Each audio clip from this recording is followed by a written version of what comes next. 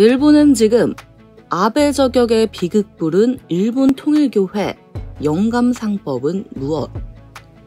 아베 신조 전 일본 총리의 피습 사망을 계기로 일본의 세계평화통일 가정연합, 즉 통일교회가 논란이 되고 있습니다.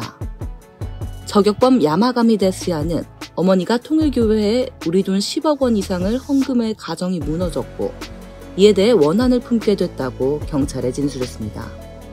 여기서 헌금 방식 중 하나인 레이칸 쇼호호, 영감상법이란 단어가 등장합니다. 영감상법이란 어떤 물건에 초자연적인 영역이 있는 것처럼 믿게 해 비싼 가격으로 판매하는 방법을 말합니다.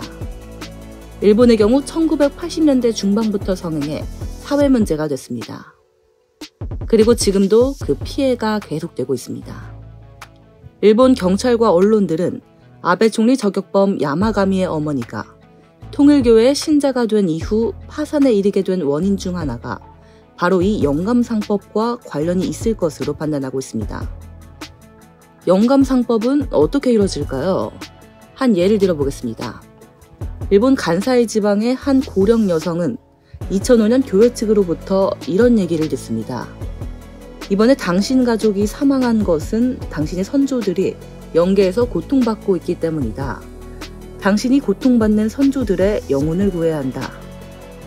이 말에 충격을 받은 여성은 교회의 헌금과 함께 도자기와 교리를 담은 책 등을 고가에 구입합니다.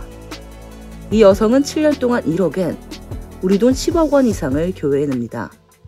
그것도 모자라 심지어는 자신의 사후의 전 재산을 교회 측에 기증한다는 유서까지 쓰게 됩니다.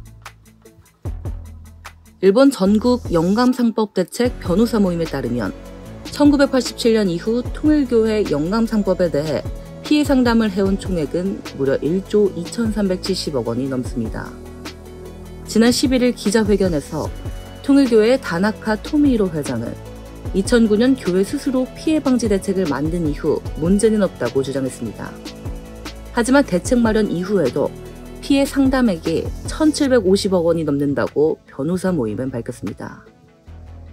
변호사 모임의 한 변호사는 아베 저격범 야마가미에 대해 과다한 헌금에 고통받는 가정은 흔히 볼 수 있다며 교회에게 미래를 빼앗겼다고 느껴도 무리는 아니다라고 말했습니다.